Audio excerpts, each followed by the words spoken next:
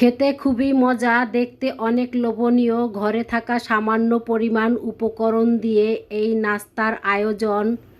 ফ্রিজে পড়ে থাকা সামান্য এক টুকরো চিকেন দিয়ে এত মজার নাস্তা বানানো যায়, না দেখলে বুঝতেই পারবেন না। আসসালামু আলাইকুম ভাই বোনেরা, কেমন আছেন? আশা করি যে যার অবস্থানে বসে এই ভিডিওটা দেখছেন সবাই অনেক বেশি ভালো আছেন। চিকেন বান রেসিপিটি তৈরি করার জন্য প্রথমে আমি ময়দাটাকে মাখিয়ে নিব। প্রথমে হাফ কাপ কুসুম গরম পানি দিয়ে দিলাম। এখানে 4 চামচের 1 চামচ ইস্ট দিয়ে দিলাম। 2 চামচ পরিমাণ দিয়ে দিলাম সাদা তেল। এখন আমি চামচের সাহায্যে ভালো করে মিশিয়ে নিব। তা মিশানো হয়ে গেছে। এখন আমি দিয়ে দিব এখানে ময়দা। তা এখানে আমি 1.5 কাপ পরিমাণ ময়দা দিয়ে দিব নাস্তাটি বানানোর জন্য। তা যেহেতু পানিটা গরম আছে সেজন্য আমি চামচ দিয়ে ভালো করে মিশিয়ে নিচ্ছি। তা এই পর্যায়ে এসে আমি চামচের থেকে ময়দাটাকে সরিয়ে নিয়ে স্বাদ মতন লবণ দিয়ে দিব। এখন আমি হাত দিয়ে ভালো করে মতে নিব। তাই এখানে আমি অল্প অল্প করে কুসুম গরম পানি দিচ্ছি আর হাত দিয়ে ভালো করে মতে নিচ্ছি। এখানে আপনারা পানির পরিবর্তে লিকুইড দুধ ব্যবহার করতে পারেন। তা আমি আজকে ডোটাকে পানি দিয়েই মাখিয়ে নিব। আশা করি আজকের রেসিপিটি আপনাদের কাছে অনেক বেশি ভালো লাগবে। আর যদি ভালো লেগে থাকে অবশ্যই একটা লাইক দিয়ে দিবেন। এখন ডোটাকে আমি 10 মিনিটের জন্য রেস্টে রেখে দিব। আর এদিকে আমি পুরটাকে বানিয়ে নিব। তাই এখানে একটা কড়াইতে আমি সাদা তেল দিয়ে দিলাম। তেলটা হালকা গরম হয়েছে। এখন দিয়ে দিলাম এখানে গোটা মশলা, একটা এলাচ, ছোট্ট একটা দারচিনির টুকরো আর একটা লং। আর এই মশলাটা দেওয়ার কারণ আমার বাসায় গরম মশলার গুঁড়ো ছিল না, এজন্য এখানে আমি গোটা মশলাটা ব্যবহার করলাম। যখন এই পুরটা দিয়ে খাবার তৈরি করব তখন এই গোটা মশলাগুলো একটা একটা করে ফেলে দিব। তা পেঁয়াজটাকে আমি হালকা করে ভেজে নিয়েছি, একটু নরম হয়েছে। এখন এখানে দিয়ে দিলাম ছোট্ট একটা গাজর গ্রেট করে নিয়েছি, সে গাজরটাকে। তা গাজরটা আমি 2-1 মিনিটের মতন এভাবে পেঁয়াজের সাথে নেড়েচেড়ে ভেজে নিব। এই পর্যায়ে আমি দিয়ে দিব ছোট্ট একটা টমেটো, আর টমেটোর ভিতর থেকে আমি বিচিটাকে ফেলে দিয়েছি। আর ছোট্ট এক টুকরা চিকেন ছিল, সেটাকে সিদ্ধ করে এভাবে আমি ঝুরা করে নিয়েছি। এই সামান্য পরিমাণ এই চিকেনের টুকরো দিয়ে আর একটা গাজর দিয়ে এই পুরটাকে রান্না করেছি। খেতে কিন্তু অসাধারণ হয়েছিল। তাই স্কিপ হয়ে গেছে, এখানে কিন্তু আমি হাফ চামচ পরিমাণ আদা রসুন বাটাটা দিয়েছিলাম।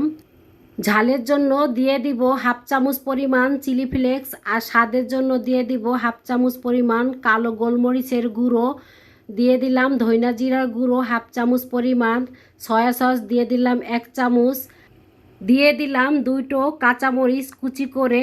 এখন আমি সব উপকরণগুলো ভালো করে মিশিয়ে নিব।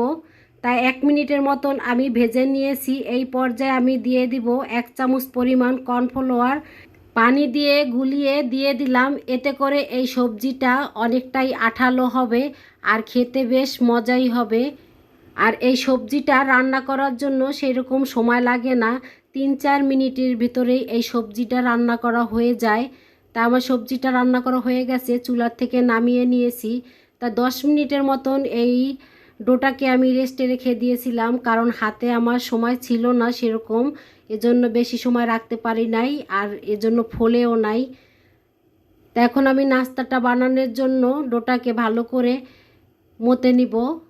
তাই ফিরাতে সামান্য পরিমাণ ময়দা ছিটিয়ে দিলাম।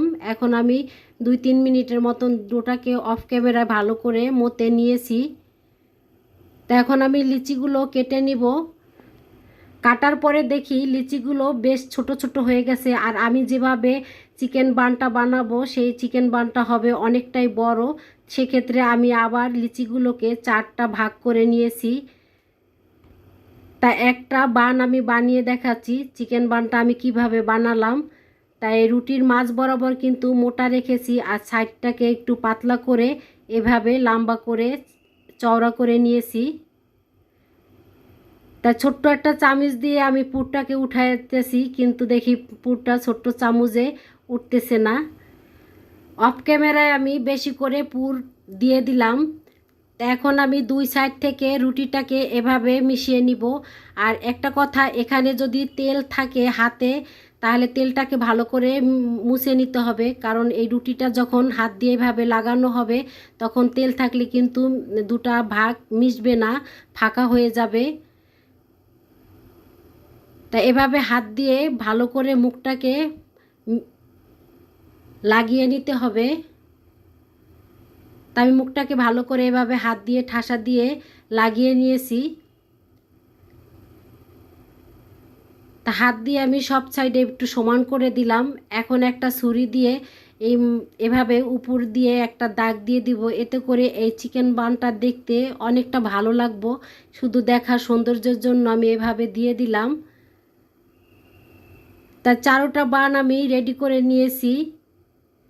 তা এখন আমি একটা কড়াইতে পর্যাপ্ত পরিমাণ তেল দিয়ে দিলাম, চিকেন বানটা দিয়ে দিলাম। এক সাইড ভাজা হয়ে গেছে। এখন তো দেখি যে যেহেতু আমার এই বানগুলো অনেক বড় বড়, আমি তো আর এই চিকেন বানগুলো কড়াই থেকে উল্টাইয়া আরেক সাইড ভাজতে পারতেছি না, খুব কষ্ট হয়েছে।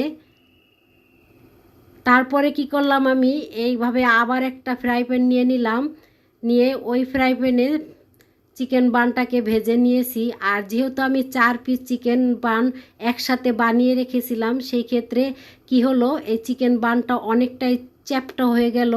সেই ক্ষেত্রে কিন্তু অতটা দেখতে সুন্দর লাগে না। যদি একটা একটা করে আমি বানাতাম তাহলে কিন্তু এই চিকেন বানটা দেখতে অনেক বেশি ভালো লাগতো। কারণ বানিয়ে রাখার কারণে এই চিকেন বানটা অনেকটাই চ্যাপ্টা হয়ে গেছে। আমার মতন এভাবে আপনারা কোনো ভুল করবেন না, একটা একটা করে বানাবেন আর সাথে সাথে তেলে ছেড়ে দিবেন। সেক্ষেত্রে এই বানটা কিন্তু দেখতে অনেকটাই সুন্দর হবে, গোলাকার হবে। তা আমি সব চাই সুন্দর করে ভেজে নিয়েছি, কালারটা অনেক সুন্দর হয়েছে। এখন আমি তেলের থেকে এভাবে উঠায় নিব। আজকের রেসিপিটি আপনাদের কাছে কেমন লাগছে আশা করি কমেন্ট করে জানাবেন।